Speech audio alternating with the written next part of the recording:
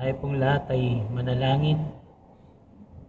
Dakilang Diyos at aming Ama, patuloy kami nagpupuri at nagpapasalamat sa umagang ito sa bagong buhay at kalakasang pinagkaloob mo. Sa pagkakataon, O Diyos, na pinagkaloob mo sa bawat sa amin na muli kami ay magkita sa iyo, O Diyos, para bigyan ka ng papuri, pasasalamat. Bagamat hindi kami magkakasama, O Diyos, nagpapasalamat kami at patuloy pa rin kami nandirito at patuloy mong iniingatan. Niling namin, O Diyos, sa aming gawain ito, ikaw nawang humipos sa bawat sa amin, O Diyos, sa bawat anak mong patuloy na nanatiling nananampalataya sa iyo. Tuloy niyo kayong bigyan ng kalakasan, kasiglahan ng aming lupang katawan, O Diyos, at patuloy mo kaming ingatan na mapagtagumpayan namin ng mga krisis namin kinakarap ngayon sa pamamagitan mo, O Diyos. Maraming salamat, Ama. Hiniling din namin, O Diyos, na ikaw ang manguna sa magbibigay ng mensahe sa oras na ito. Maraming salamat, Ama, at ang lahat na ito nilalapit namin sa matamis sa pangalan ni Jesus. Amen.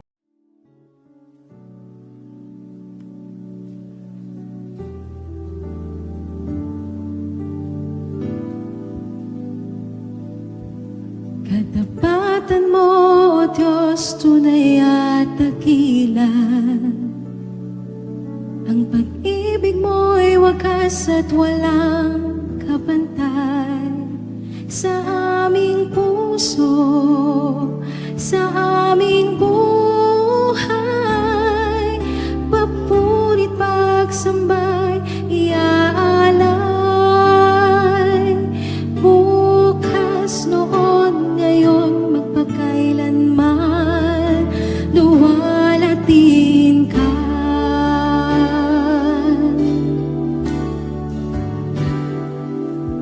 Katapatan mo, O Diyos, tunay at dakila. Ang pag-ibig mo'y wagas at walang kapantay. Sa aming puso, sa aming buhay, papurit pagsambay, iaalay. Bukas, noon, ngayon, magpakailanman, luwalatiin ka.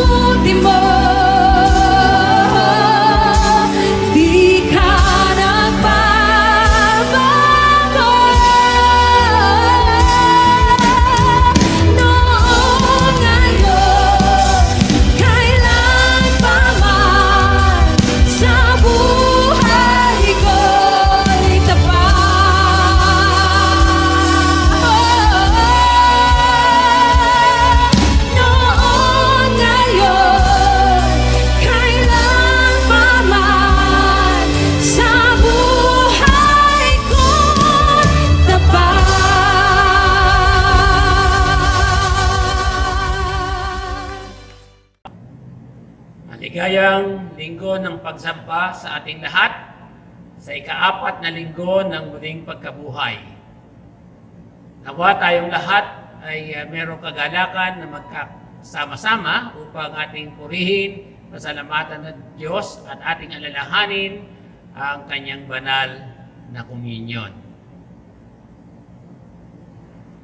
Sa umagang ito, nais nating pagpasalamat sa Panginoon ang kaarawan ng ating mga kapatid na sumapit sa kanilang mga kaarawan, si Danica Tebes, May 3, Mara and Myra Piñaojas, May 4, Paulo Simon Lorente, May 7. Pasalamatan natin ng Diyos at ipanalangin natin ang ating mga kapatid na ito sa kanilang mga kaarawan. Tayo'y yumukod, tayo ay magpasalamat sa ating Panginoon. At idalangin din natin ang ating buong kapatiran ng ating Iglesia. Tayo manalangin. Mapagpala naming Diyos, aming Ama at aming Panginoon, kami po ay nagpapasalamat sa linggong ito na kami ay muling magkakakita-kita upang aming purihin, pasalamatan at sambahin kayo sa aming pananambahan ngayong umagang ito.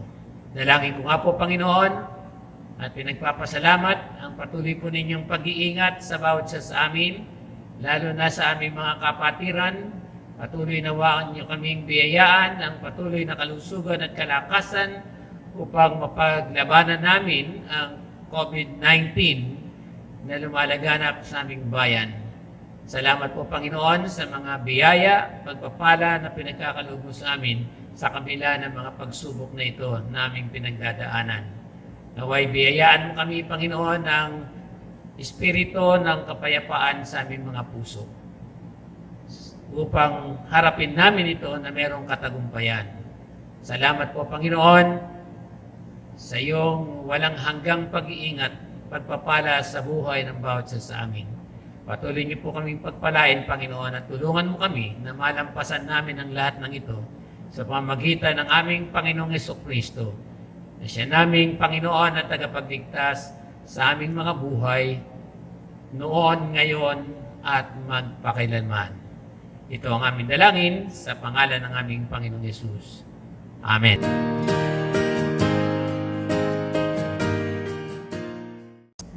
Sa araw na ito ay ating pong tatalakayin ang isang paksa tungkol sa Panginoong muling nabuhay, ang ating mabuting pastol sa mabuting panahon at sa hindi mabuting panahon. The risen Lord, our good shepherd, in good times and in bad times. Ang batayan po ng ating mensahe ay nasa aklat ng mga awit sa ika-23 kabanata, mga talatang 1 hanggang 6 na ganito ang sinasabi. The Lord is my shepherd, I shall not want. He makes me lie down in green pasture. He leads me beside still waters. He restores my soul. He leads me in path of righteousness for His name's sake. Even though I walk through the valley of the shadow of death, I will fear no evil. For you are with me, your rod and your staff, they comfort me. You prepare a table before me in the presence of my enemies. You anoint my head with oil, my cup overflows. Surely goodness and mercy shall follow me all the days of my life, and I shall dwell in the house of the Lord forever. Pinagpala tayo ng Panginoon sa pagkabasa ng kanyang mga salita. Tayo manalangin, mapagpala namin Diyos, lumalapit kami sa inyo na hinihiling na pangunahan nyo kami sa aming pagbubulay-bulay ng iyong mga salita. Biyayaan mo po kami ng karunungan at pangunawa upang maunawaan namin ang pagpapalang espiritual na ipagkakaloob mo sa iyong mga anak na makikinig sa inyo. Patuloy mo kami pag-isahin sa isang pananampalataya. Sa pangalan ng aming Panginoon Hesus, ito ang aking dalangin. Amen. God is a caring shepherd and a dependable guide. We must follow and obey His commands.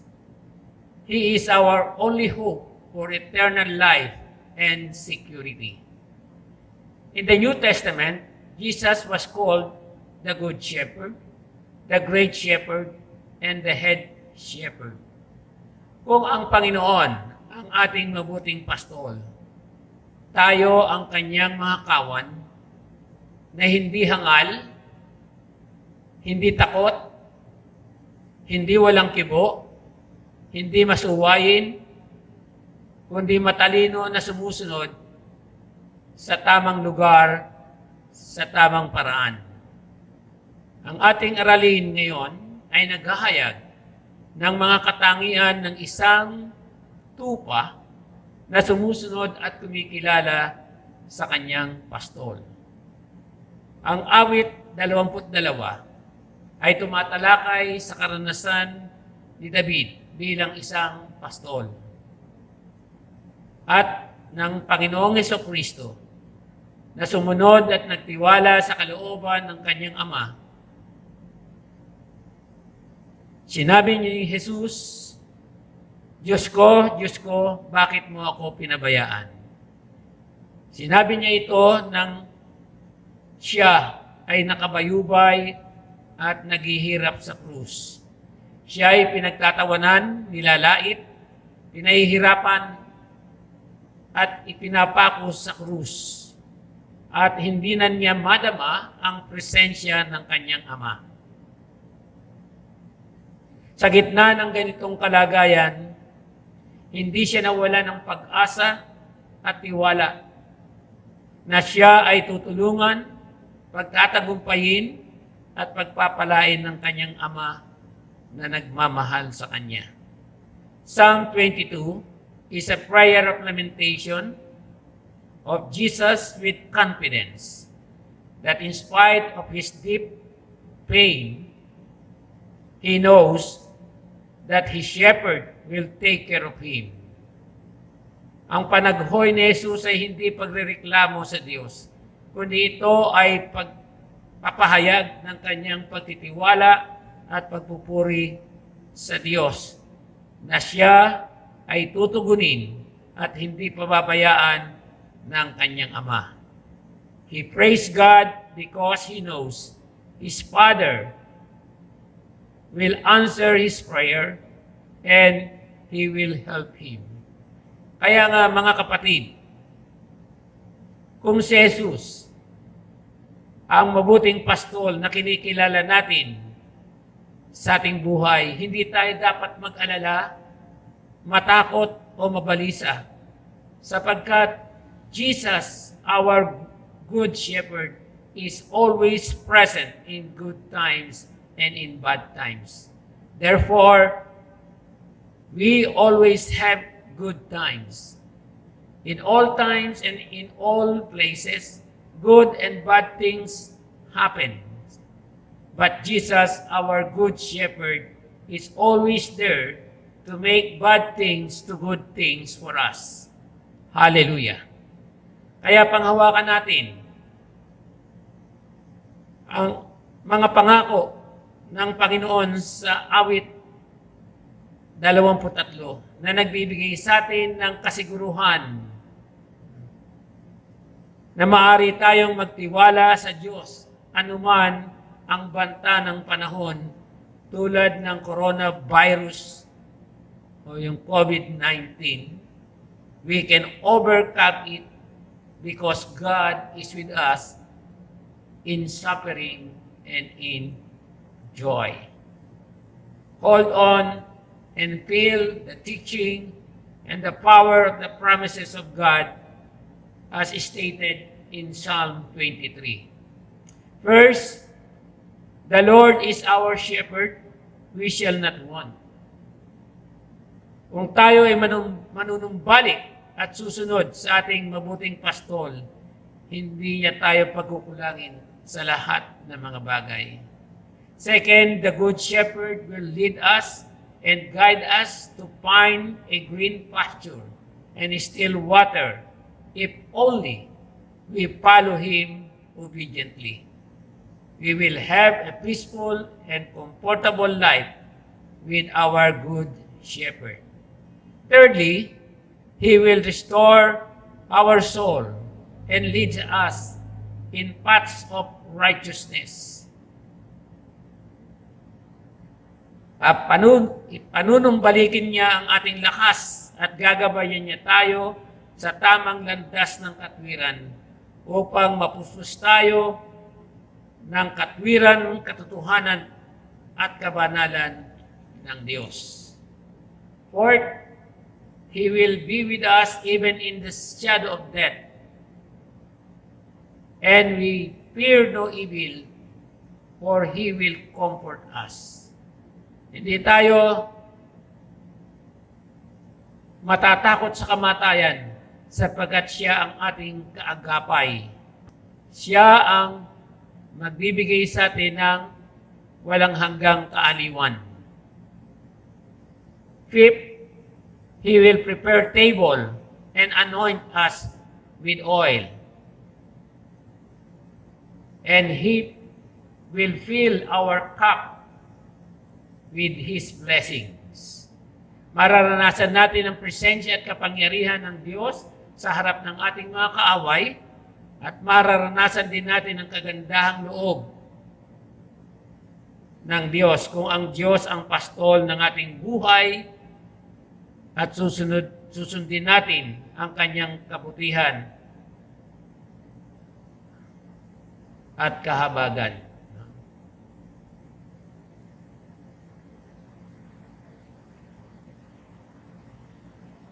Number 6, surely goodness and mercy shall follow me all the days of my life.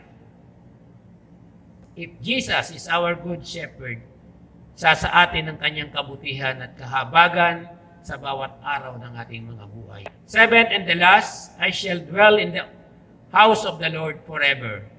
Sapagkat namumuhay tayo na kasama ang ating mabuting pastol,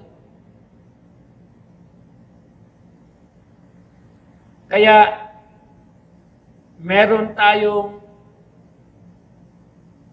kasiguruhan na mararanasan natin ang kanyang pakikisama, ang buhay na ganap at kasyasya na pinangako niya sa atin. John chapter 10, verse 10b, sinasabi na Jesus, the Son of God, came here that we may have life and have it abundantly. Kaya, kung tayo ay mananahan sa tahanan ng Diyos, mararanasan natin ang isang buhay na ganap at kasyasya na ipinangako ng Diyos sa atin. Ang ating Panginoong Jesucristo na siya nating mabuting pastol, ang siyang katugunan sa ating panahon, sa gitna ng mga pagsubok, mararanasan natin ang kanyang presensya at kanyang kapangyarihan in good times and in bad times. Purihin natin ang Panginoon sa kanyang kabutihan at katapatan. Manatili tayo sa kanya at sa kanyang mga salita. Mga kapatid, sa ating Panginoon, lahat ng mga pangako ng Diyos ay isa sa atin sa pamagitan ng ating mabuting pastol, ang ating Panginoong Jesucristo, sa lahat ng pagkakataon, sa kahirapan, sa kasaganaan, sa kagalakan. God will always with us. So we must stay in love with God in all times of our lives. And surely His goodness and mercy will follow us. In the name of the Father, and of the Son, and of the Holy Spirit. Amen and amen. To God be the glory. Good morning, and may the peace of God that passeth all understanding be with us forever. Peace be with us. Amen.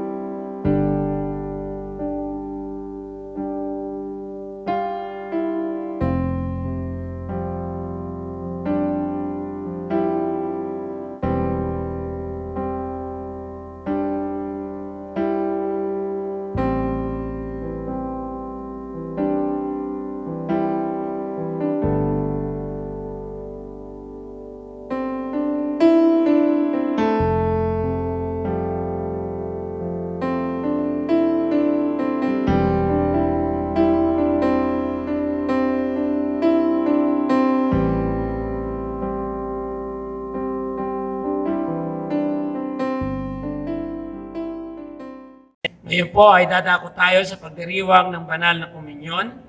Pakinggan natin ang paanyaya ng Panginoon. Halina kayong lahat na umiibig sa kapwa at tunay na nagsisisi sa inyong mga kasalanan at nagnanasang magbagong buhay. Halina kayo at makisalo sa banal na sakramentong ito sa kaaliwan ng inyong mga puso at sa ikatitibay ng inyong pananampalataya.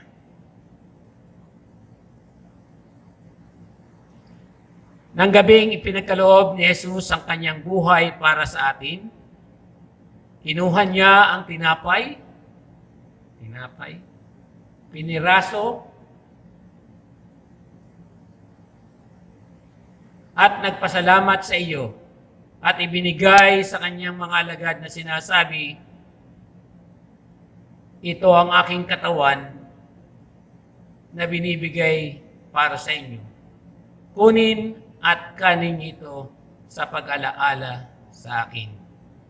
Gayon din naman, pagkatapos ng hapunan, kinuha niya ang saro ng bagong tipan sa kanyang dugo na nabubo para sa kasalanan ng sanlibutan.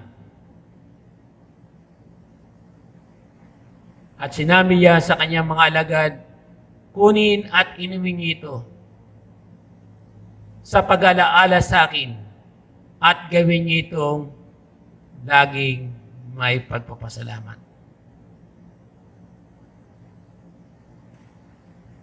Ay manalangin. Panginoon, nagpapasalamat kami sa inyo sa aming bahagi sa iyong banal na sakramentong ito. Dinadalangin nga namin, Panginoon, na pagpalain mo ang tinapay at ang sarong ito na pagtibay ninyo na maging katawan at dugo ng aming Panginoong Jesucristo upang aming alalahanin ang iyong dakilang pag-ibig at pagliligtas sa amin.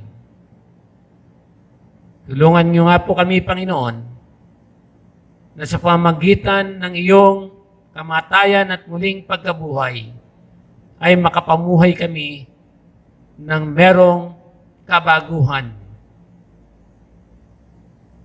At aming ialay ang aming mga sarili para sa inyo na merong pagpupuri at pagpapasalamat kasama ng handog ni Kristo para sa amin habang kami nabubuhay. Ngayon po, inaanyayahan po natin ang lahat ng nasa kanilang mga tahanan na ihanda ang inyong communion elements at sabay-sabay po natin itong tatanggapin bilang pag-alaala sa pag-ibig at pagliligtas ng Diyos sa atin. Kung nakahanda na tayo, tanggapin natin at makiisa tayo, makibahagi tayo sa banal na sakramento ng ating Panginoong Jesucristo. Sinabi ng Panginoong Hesus, ito ang aking katawan na binibigay para sa inyo. Kunin at kanin nito sa pag-alaala sa akin. Ngayon din naman, kinuha niya ang saro ng bagong tipan sa kanyang dugo na nabubo para sa kasalanan natin at ng sangkatauhan. At sinabi niya sa kanyang mga alagad, kunin at inumin niyo ito. At gawin niyo itong laging may pagpapasalamat. Tayo manalangin. Walang hanggan Diyos, nagpapasalamat po kami sa banal na misteryo nang ihandog mo ang iyong sarili para sa amin. Ipagkaloob mo sa aming paghayo ay taglayin namin sa aming mga sarili ang pagmamahal at paglilingkod sa pamagitan ni Kristo Jesus na aming Panginoon. Amen.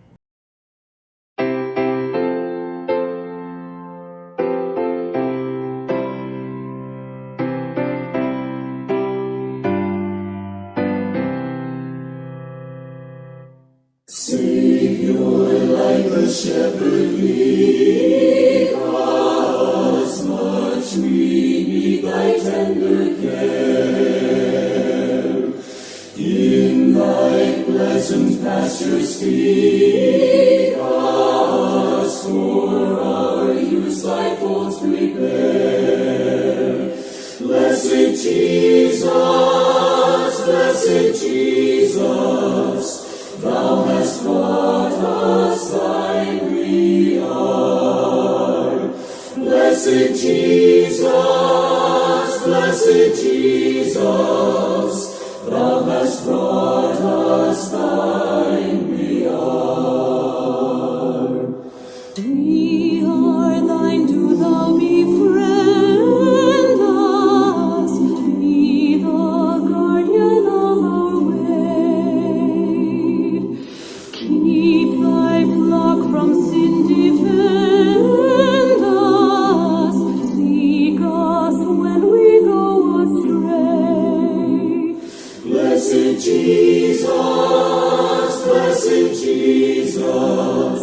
hear us when we pray. Blessed Jesus, hear us when we pray.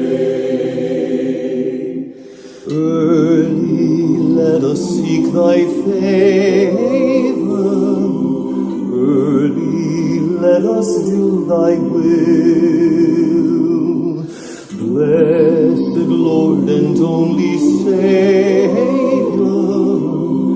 with thy love our bosoms fill. Blessed Jesus, thou hast loved us still. Blessed Jesus, thou hast loved us still.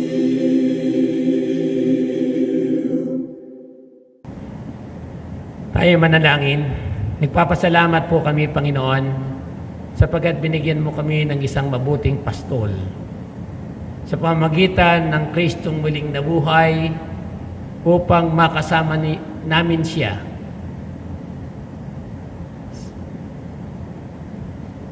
in good times and in bad times. Salamat po sa iyong mga pangako.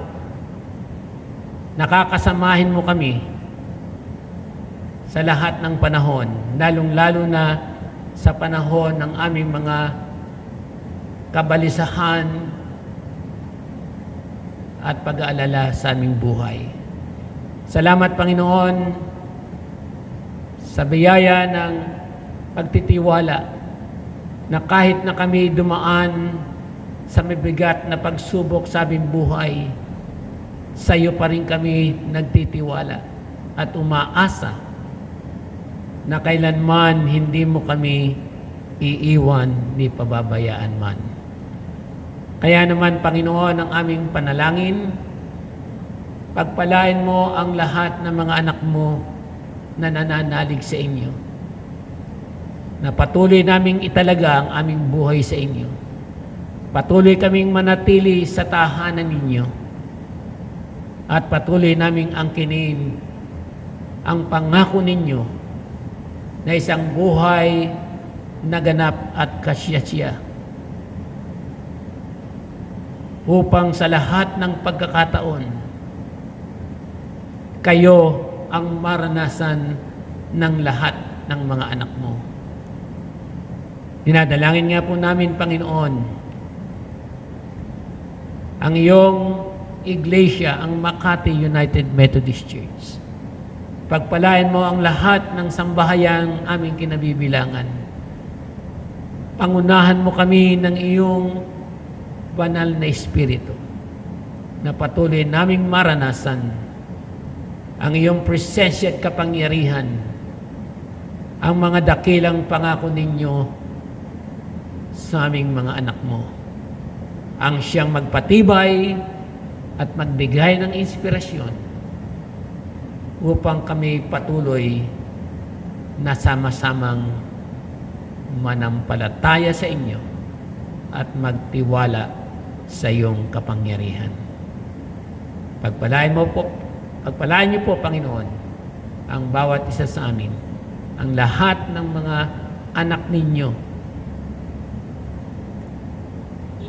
na sumusunod, nagtatapat sa inyo. Sa pangalan ng aming Panginoong Hesukristo, ito po ang aking samot dalangin. Amen. At ngayon, tanggapin natin ang masaganang pagpapala ng ating Diyos Amang makapangyarihan. Ang Diyos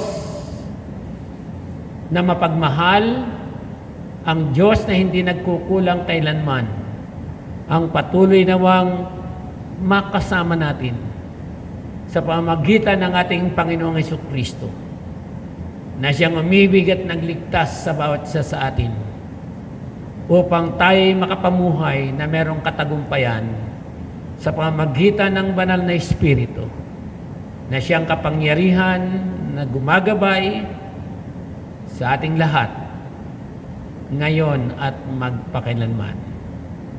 Sa pangalan ng Ama, ng Anak at ng Espiritu Santo. Amen.